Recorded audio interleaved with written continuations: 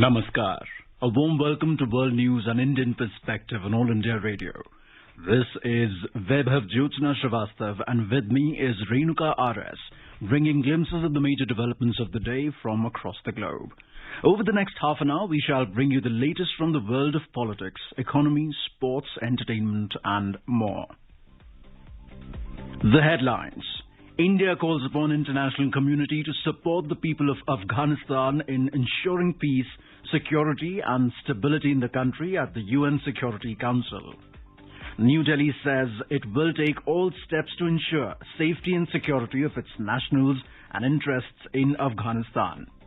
Relief and rescue efforts in full swing in Haiti as death toll soars to 1,300. Malaysia's Prime Minister Muhyiddin Yassin steps down as political crisis escalates. Indian students to be conditionally allowed back in Kazakhstan for offline study. And in the second cricket test at Lord's, India looks to seal a victory over England.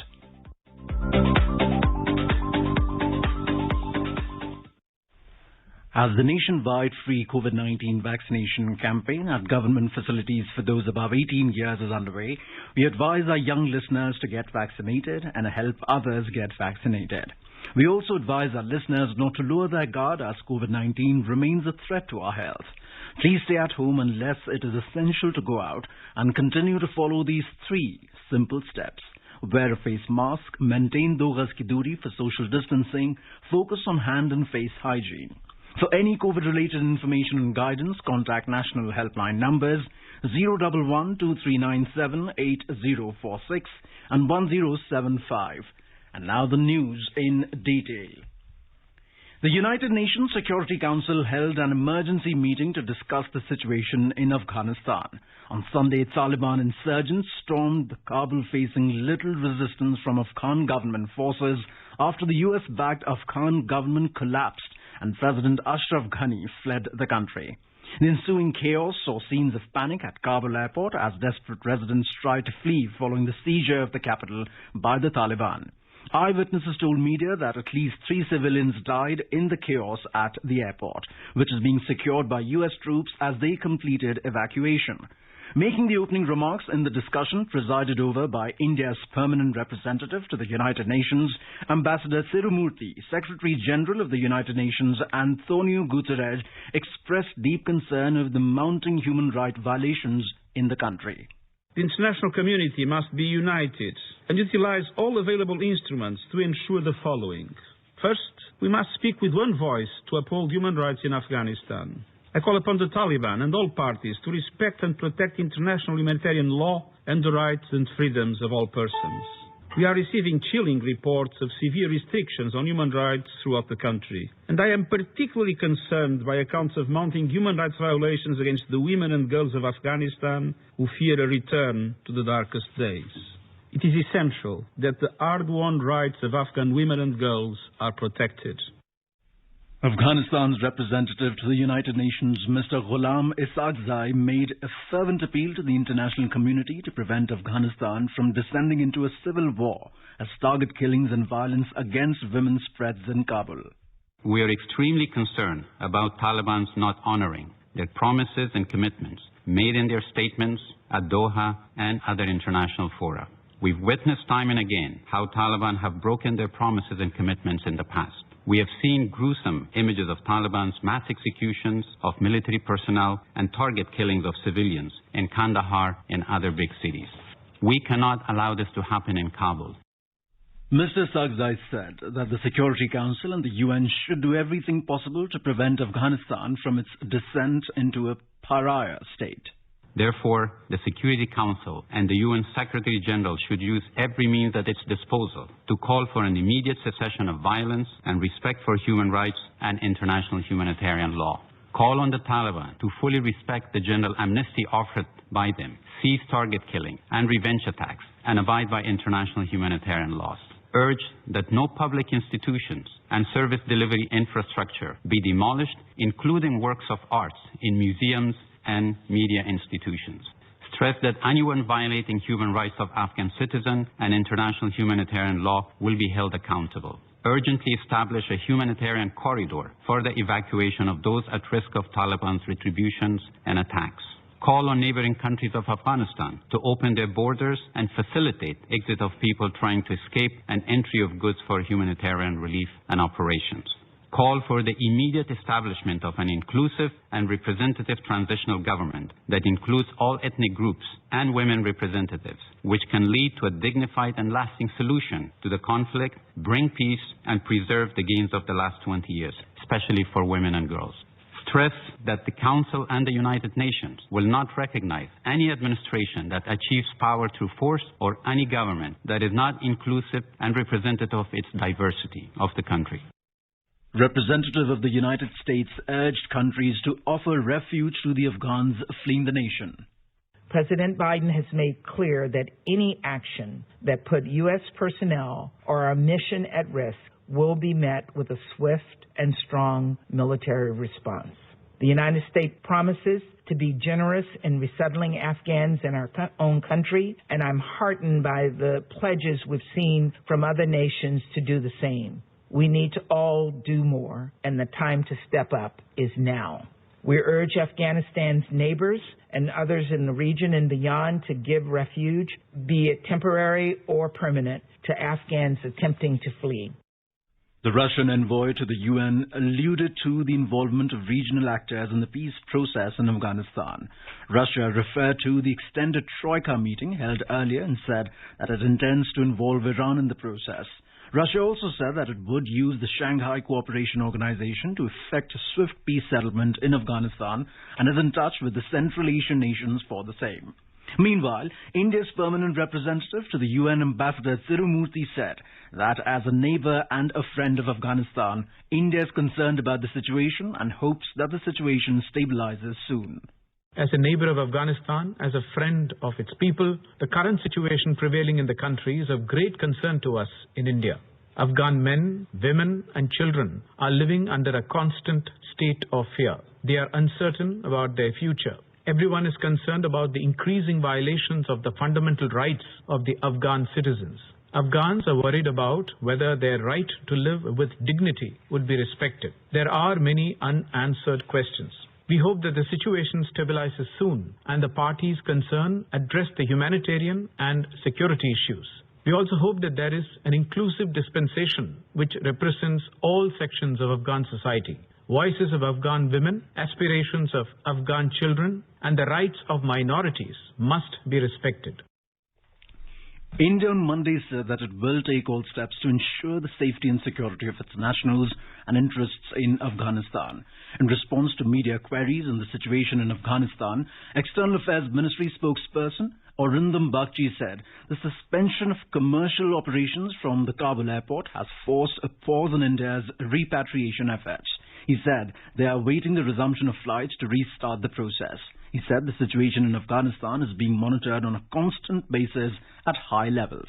The spokesperson said India is in constant touch with the representatives of Afghan Sikh and Hindu communities and will facilitate repatriation to India of those who wish to leave Afghanistan. He said there are also a number of Afghans who have been partners in the promotion of mutual developmental, educational and people-to-people endeavors, and India will stand by them. The security situation in Kabul has deteriorated significantly in the last few days. The government has been closely monitoring all developments in Afghanistan. It has been issuing periodic advisories for the safety and security of Indian nationals in that country, including calling for their immediate return to India. The External Affairs Ministry had circulated emergency contact numbers and had also been extended assistance to the community members. Mr. Bagchi said they are aware that there are still some Indian nationals in Afghanistan who wish to return and are in touch with them. Amid the turmoil in Afghanistan, China has expressed hope that the Taliban will stand by its commitment for establishing an open and inclusive Islamic government in Afghanistan and will ensure a peaceful transition of power without violence and terrorism. Chinese Foreign Ministry spokesperson Hua Chunying expressed hope that a peaceful transition will be ensured and it will stop violence and terrorism. The Chinese embassy in Afghanistan is still operating normally. However, most of the Chinese nationals have already been evacuated.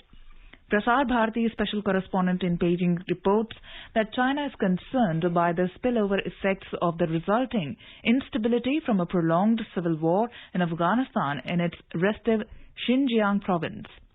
Beijing openly welcomed the Taliban delegation in Tianjin last month and has been maintaining contact and communication with the Afghan Taliban. In the UN Security Council debate on the issue, expressing concern over the ETIM terrorist outfit, the Chinese representative said that Afghanistan must never again become a haven for terrorists and that it is the bottom line. He also laid squarely the blame for the situation on the hasty withdrawal of foreign troops. Malaysia's Muhyiddin Yassin stepped down on Monday as the Prime Minister.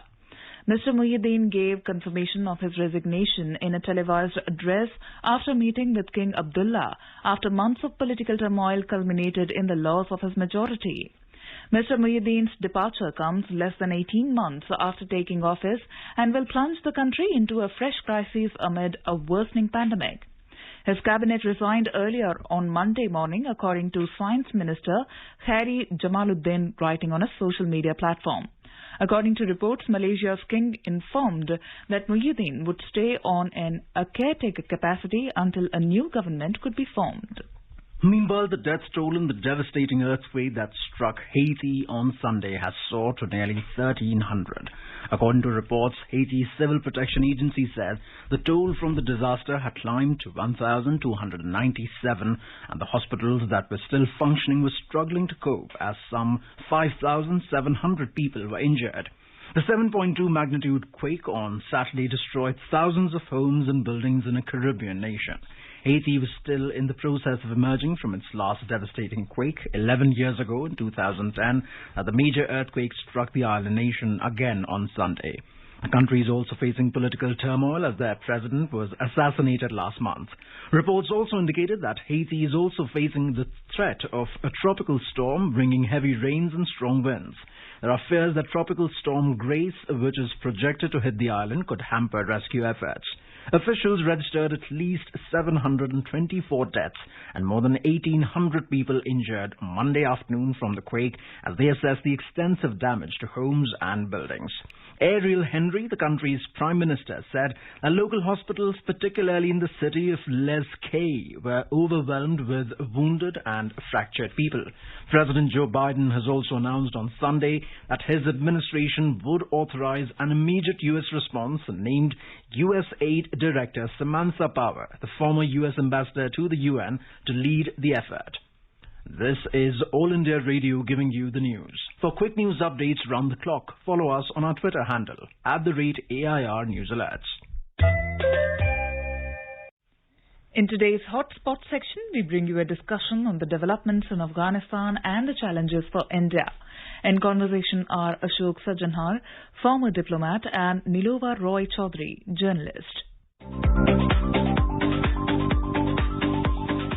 The situation that has unfolded in Afghanistan over the past 5 days has been quite astonishing. For us as observers, the situation has been stunning enough, but for those living through these events, especially the women and children of the country, the rapid descent into the medieval ages has left them in panic and terrified about what their future holds. So I think to make a sense of what has happened over the last 5 days, we really have to go back to the agreement that was signed in February 2020 between President Trump and the Taliban. And that is an agreement which Trump wanted very desperately because he thought it would help him in winning the election which was taking place after another few months in November last year.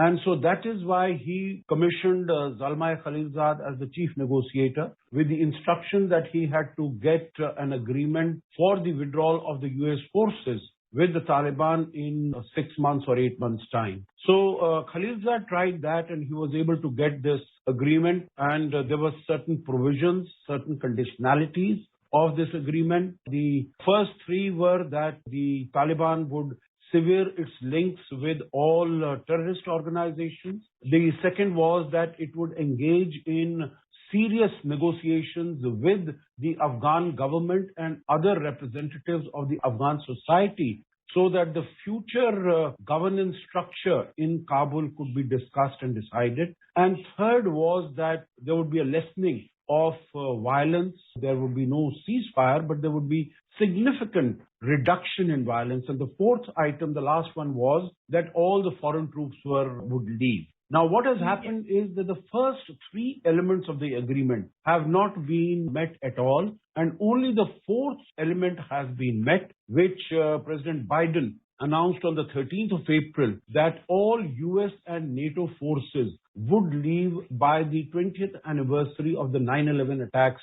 So we have that situation when more than 95% of the US forces have left, and the Taliban has seen this as a carte blanche, that they can do whatever they want. And this is exactly what they have done. And the Afghan National Security Forces have crumbled in front of them. And we have seen that more than, now I think about 30 out of the 34 provincial capitals are already under the control of the Taliban. But Ashok, the point is that Taliban was a terrorist organization. It is only one of two non-state entities, including the Al-Qaeda, that was designated by the United Nations as a terrorist organization. Now, Donald Trump and Zalmay Khalilzad basically gave the Taliban a legitimacy and by negotiating directly with them in their desperation to get their boys home. But the fact remains that nothing changed as far as the Taliban actually were concerned. So this hypocrisy on the part of the United States, I'm sorry to say, is absolutely appalling. I mean, how could they think that the tiger would change its spots? The Taliban have reneged on every single agreement they had ever come to. And I mean, it is the ordinary people of Afghanistan who are completely in panic at this point of time. And women there are all in hiding, and it's terrifying. This attempt right from 2009, 2010 to separate the Taliban into a good Taliban and a bad Taliban. And India has very staunchly maintained that this is an artificial distinction in the ranks of the Taliban. The other is, it is not only the Americans who have been sort of, so hypocritical and double-faced. I agree with you that the Americans provided legitimacy to the Taliban by discussing with them, by negotiating with them. It is a terrorist element. It is a UN-designated terrorist outfit. But you see the other countries also. Very recently, you saw that Mullah Ghani Baradar and his delegation, they visited China and they had these photo ops with the Chinese Foreign Minister Wang Yi. China has also been in discussions and negotiations with the Taliban for many years. So also has Russia been. You would remember that in 2018, Russia started what is known as the Moscow format. And in that, they invited few countries, Pakistan, China, United States, and the Taliban for discussions. They didn't even invite the Afghan government. So in that sense, not only was the Taliban being provided legitimacy by all these governments, but they were giving it a status, they were giving it relevance and prominence that was even higher than that of the Afghan government, which whatever you might say, that the elections were flawed by which Mr. Ashraf Ghani came to the power. But at least they were democratic elections to an extent. This has been the narrative that Pakistan has been trying to spread, that the Taliban 2.0 is very different from Taliban 1.0. Now, the Taliban has learned from its mistakes that it made from when it was ruling from 1996 to 2001. And now when it comes to power, then it is going to behave in a very different way. And they will respect human rights, they will respect women, they will allow girls to go to school, they will allow women to work. But if you see the actions of the Taliban on the ground, they sort of, give a lie to all these assertions. Because very recently we have seen this fatwa by the Taliban saying that, all girls above 15 and all widows below 45, they should be handed over to us and we will send them across to Khyber Pakhtunkhwa and Waziristan to the Taliban fighters. Suddenly, the country appears to have gone back from the 21st century back into the 12th century or something like that, or even earlier and worse. And the entire international community is just watching agog, because even talking about Pakistan and China as having encouraged these people, the fact of the matter is that this cannot be good news for either Pakistan or China beyond a point, because they follow no rules. The rules are as they please. So once these people get whatever power and money and whatever it is that they seek from the name of the Emirate of Afghanistan, they can very easily just move across, into Pakistan or beyond, to Xinjiang and so on in China. So for whoever has been cynical, this is likely to prove quite a very difficult kind of scenario. But what happens then?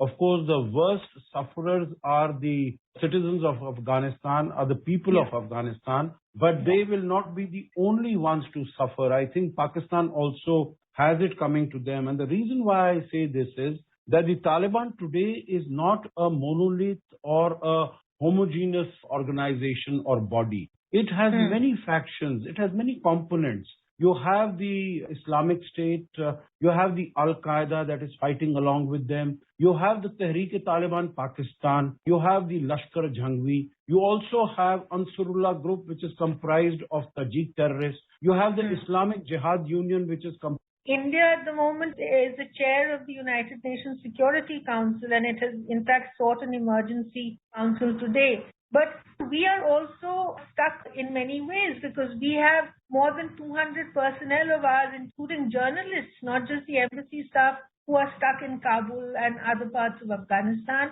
We have such major strategic stakes, for example, in Chabahar, Garand has already fallen. So what exactly is India's options at this point of time? I think options basically, I would say, are to be in very constant touch and contact with the regional players. You know that External Affairs Minister Jaishankar has been going to Iran. He's been traveling there. I think over the last 1.5 years, he's visited that place 4 times, basically to exchange notes. Jawad Zarif, who was the former foreign minister of Iran there in India, also to exchange notes, because I think Iran also was very happy that Taliban is working towards throwing out the Americans. If the Americans are gone, then the policies of the Taliban, as far as the Shia Hazaras are concerned, which really had to face the brunt of the Sunni Wahhabi Taliban, when earlier government of Taliban was there from 1996 to 2001.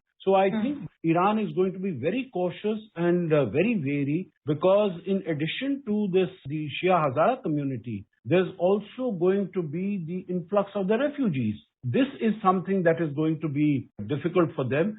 Similarly for Russia, at the moment we might think that Tajikistan and Uzbekistan, they are okay. But there are home-born terrorist organizations like the Islamic Movement of Uzbekistan, also in Tajikistan. So I think all of them will get strengthened, will get inspired if the Taliban comes to power, once Taliban gets settled in Afghanistan.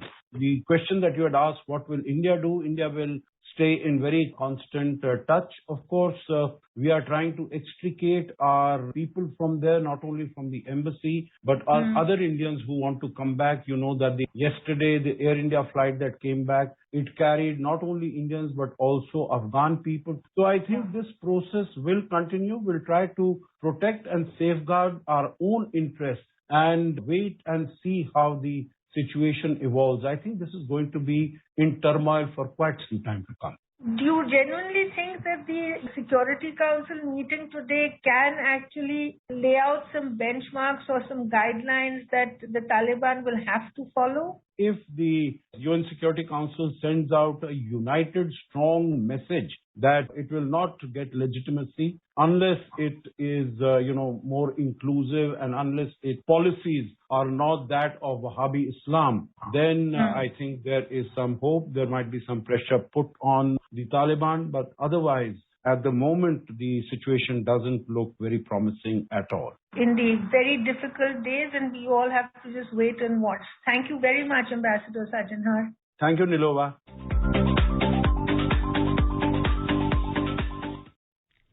India administers over 55 crore COVID-19 vaccine doses in its nationwide vaccination drive. In a statement, India's Health Ministry informed that over 55 lakh vaccine doses administered on Monday till 7 p.m. Meanwhile, Indian students have been conditionally allowed back in Kazakhstan for offline study.